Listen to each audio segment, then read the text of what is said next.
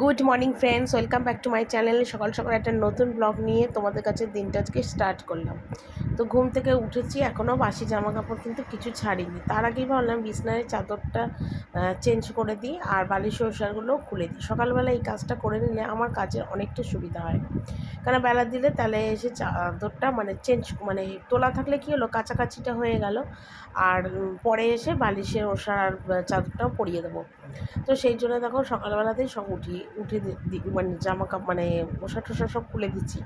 আর যা গরম পড়েছে কি আর বলবো, একটা টেবিল ফ্যান চলছে দুটো, একটা মাথার ওপর ফ্যান চলছে, সাংঘাতিক অবস্থা। আর আজকে আমার সকাল থেকে শরীরটা আমার ভীষণ খারাপ করেছে। তোমাদের আমি ঠিক বলতে পারবো না, জানি না গরমে এরকম হচ্ছে কি না, মনে হচ্ছে কি আর বেঁচে থাকবো না, কিছু না কিছু একটা অঘটন ঘটে যাবে, এইরকম মনে হচ্ছে। আমি তো নিঃশ্বাস নিতে পারছি না, এত গরম এত গরম, নিঃশ্বাসের প্রবলেম হচ্ছে। শরীরটা এত খারাপ করেছে সকাল থেকে, কিন্তু তবু সকাল থেকে টুক টুক করে সমস্ত কাজ করেছি। যেহেতু রাত্রিবেলা তোমাদের ভয়েস দিচ্ছি, সেই জন্য কিন্তু সবটা তোমাদের বলতে পারছি। এক সময় ভেবেছিলাম কি যে কোনো ব্লগ করবোই না, কিন্তু তারপরে চিন্তা করলাম না, ব্লগ তো করতেই হবে, না করে আর যাবো কোথায়। তো সেগুলো সমস্ত দেখো বাসি বিছনা তুলে নিয়ে একদম ফ্রেশ হয়ে নাইটি চেঞ্জ করে সোজা রান্নাঘরে এলাম। এসে চাটা কিন্তু খাওয়া কমপ্লিট। তোমাদের দাদাভাই চা করেছে। চাটা খাওয়া দাওয়ার পরে দেখো তোমাদের দাদাভাই বলে একটু পাস্তা করে দাও, খেয়ে চলে যাবো দোকানে। তো সেই জন্যই দেখো গাজর বিন ক্যাপসিকাম ভেজে তোমার পাস্তা করে দিচ্ছি তোমাদের দাদাভাইকে। আর এমনিতে তো বলে শুধু প্লেন করে দাও পাস্তা, তো প্লেন পাস্তা কি শুধু ভালো লাগে? ভালো লাগে না। তো আমি ওকে একটু সবজি দেওয়ার সবসময় চেষ্টা করি, কারণ দেখো সবজিটা খাওয়া খুবই দরকার। সবজিতে প্রচুর ভিটামিন থাকে, তারপরে শরীরটাও ঠিক থাকে, উপকার সব দিক দিয়েই বলে যে মাছ আর সবজিটা একান্ত খাওয়া দরকার। তো না বলে, তবুও আমি জোর করে দিই, তো তার জন্য অনেক বকাও আমি খাই। তো যাকগে, বকা খেলে আর কিছু করার নেই। যেটা আমি মনে করি ঠিক ভালো সুস্থ থাকবে সেটাই আমি করার চেষ্টা করি। আর একটু ম্যাগি মশলা দিলাম, আর দিয়ে এখানে দেখো পাস্তাটা একটু নাড়াচাড়া করে দিয়ে দেবো। তোমাদের দাদাভাই এরকম পাস্তাটাই খেতে ভালোবাসে, ঠিক সেরকমভাবেই আমি করে দেওয়ার চেষ্টা করি। তো নিচে এলাম, একদম বাসি জামা কাপড় ছেড়ে ফ্রেশ হয়ে দাঁত টাত মেজে নিচে এলাম। আর এসে নিচে আজকে চা খেলাম। ওপরে ঘরে চা খেতে পারছি না, ওপরের ঘর এত গরম হয়ে গেছে, আর পাখার হাওয়া আগুনের মতন বেরোচ্ছে। রাত্রে আজকে নিচে রান্না করা বসে চা খেলাম। চা খেয়ে দেখো ভাত বসালাম ইন্ডাকশন ওভেনে। ডালটা মাপ মতন জল দিলাম যাতে ডালটা তাড়াতাড়ি সিদ্ধ হয়। গরম জলে মাছটা ভেজালাম যাতে মাছের গন্ধগুলো চলে যায়। আর আজকে তোমাদের দাদাভাই কোনো বাজারহাট করেনি, কারণ আমি না করেছি যে বাজারহাট কিছু করো না, আমি রান্নাবান্না এত কিছু করতে পারবো না। তো প্লেন ডাল, বেগুন ভাজবো আর মাছের ঝোল করবো আলু দিয়ে, ব্যাস আর কিচ্ছু রান্না করবো না। তো এইসব কেটে কেটে একটু গুছিয়ে নিই, যেটুকুনি কাটা একটু আমের চাটনি করতেই হবে, ব্যাস এই, আর কোনো রান্না করবো না। আর গরমে না পাচ্ছি না, এত টায়ার্ড এত ক্লান্ত লাগছে, কী বলবো। ঠিক আছে, চলো আগে কেটে নিই, পরে কথা বলি। এখানে দেখো গরম জলে মাছটা চুবিয়ে রেখেছি, এখনও ধুইনি, ধোবো। আর এখানে মাছের ঝোলের আলু কেটে রেখেছি জলে, মুসুরির ডালটা রেডি করেছি। আর এখানে দেখো নুন হলুদ মিষ্টি মাখিয়ে বেগুনটা ভাজছি লাল লাল করে। বেগুন ভাজা, ডাল, মাছের ঝোল। আজকে বিশেষ কোনো রান্নায় যাচ্ছি না, এই গরমে আর পারা যাচ্ছে না।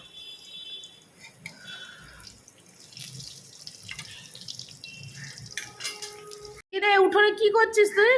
ওই রোদে দাঁড়াস না, ঘরে আয়, ঘরে আয়, ঘরে আয়। গরম কি, ঘরে বস, ঘরে বস, যাও ওখানে বস, চ চ, ঘরে বস, গরম গরম গরম, ঘরে বস, ঘরে বস।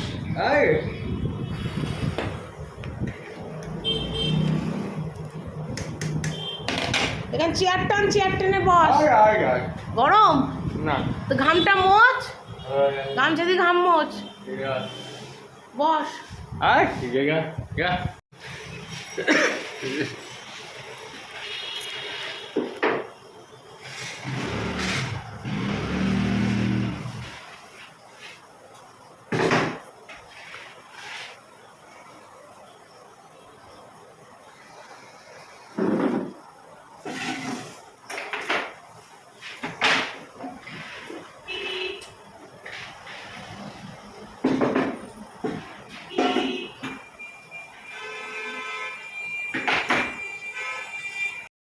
আজকে আমার শরীরটা এতটাই খারাপ যে ছেলেকে বললাম, বাবু তুই একটু বাসনটা গোছা। অনেক দিন হয়ে গেছে ওকে দিয়ে আমি বাসন টাসন গোছাই না, আমিই গোছাই, কারণ আমার সেই ভিডিও তো করতেই হয়, তো বাসনটা ওই জন্য আমিই গোছাই।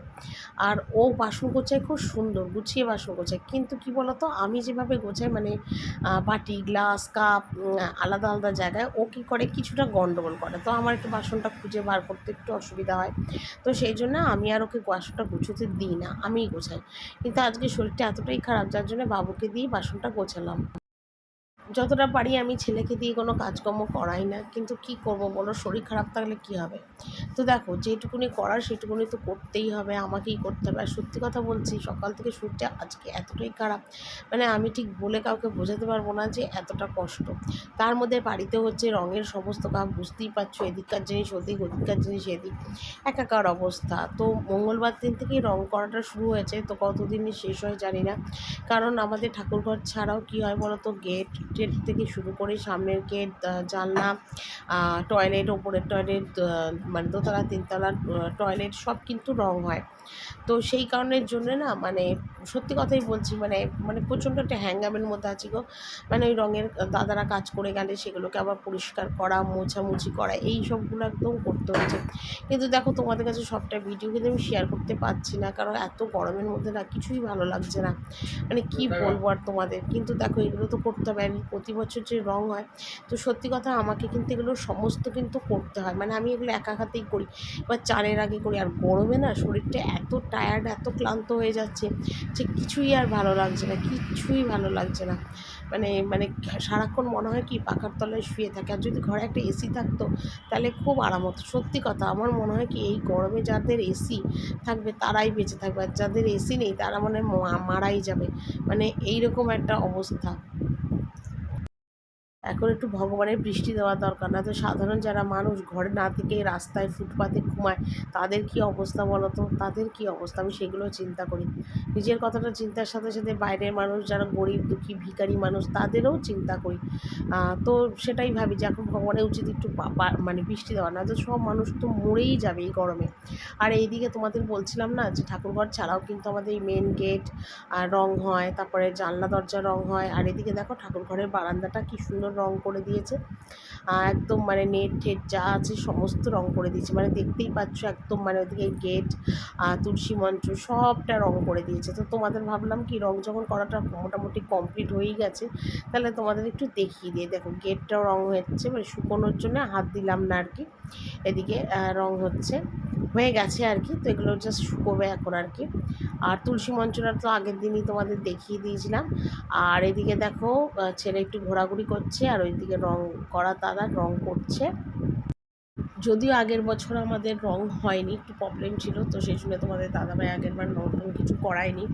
তো এই বছর তো করাতেই হবে, কারণ 2 বছরের ঠাকুর, এই বছর যদি মানে পুজোটা ঠিকভাবে না করানো হয় খুবই অসুবিধা হয়ে যাবে। আর ঠাকুরের অবস্থাটাও একটু খারাপ ছিল, মানে একটু ধরে ধরে গেছিলো, তো তার জন্য না এবছর পুজোটা করা খুবই জরুরি ছিল। তো ঠাকুর তো বানাতে দিয়েই দিয়েছে, ঠাকুর বানানো হচ্ছেও আর কি, ওদিকে আমাদের পাশের বাড়িতেই ঠাকুর বানানো হয়, তো সেখানে হচ্ছে ঠাকুর বানানো। আর রঙের কাজ মোটামুটি শুধু দোতলা তিনতলার বাথরুমটাই করা বাকি রয়েছে, বাকি পুরো কাজ কমপ্লিট। আর এমনিতে জানোই রং টং বাড়িতে হলে কতটাই নোংরা হয়, সমস্ত কিছু একা হাতে পরিষ্কার করা, তার মধ্যে এই গরম সব মিলিয়ে মিশিয়ে না শরীরের অবস্থা খুব খারাপ হয়ে গেছে আজকে। না আমি না দম নিতে তুলতে পারছি না, এত কষ্ট হচ্ছে, মানে নিঃশ্বাসের প্রবলেম হয়ে যাচ্ছে এই গরমেতে। তো যাকে ওদিকে জামা কাপড় সব ছেড়ে হাত মুখ ধুয়ে এলাম, কটা একটু বাসন ছিল সেগুলো মাজলাম, ডাস্টবিন বালতি ফেললাম, ওইসব করে টরে জামা কাপড়টা ছেড়ে সকালে তো চাদরটা তুলেই নিয়েছিলাম, তো সেই জন্য এখন দেখো সমস্ত চাদর বালিশি ওষার এগুলো কিন্তু সব লাগিয়ে দিচ্ছি। আর ওদিকে ছেলে চলে গেছে স্নানে, ছেলে এলে তারপর কিন্তু আমি স্নানে যাব। তো হ্যাঁ, তো আমার ঘরটা একটু মোছা বাকি আছে, ঘরটাগুলো একটু মুছবো, মুছে তারপর কিন্তু স্নানে যাব। আর মানে পাখার তলায় দাঁড়িয়ে দাঁড়িয়ে ঘেমে যাচ্ছে, এত হাঁপাচ্ছি গরমেতে, মানে কি বলবো আর, মানে সারা গায়ে না ঘামাচি বেরিয়ে গেছে, আর সারা গা চুলকাচ্ছে। আর আজকে দেখছি সকাল থেকে চোখ আমার জ্বালা করছে, এত চোখ জ্বালা করছে, এত চোখ জ্বালা করছে, মানে কি বলবো আর। মানে তোমাদের কি সবার এরকম গরমে চোখ জ্বালা করছে? আমি তো তো বুঝতে পারছি না।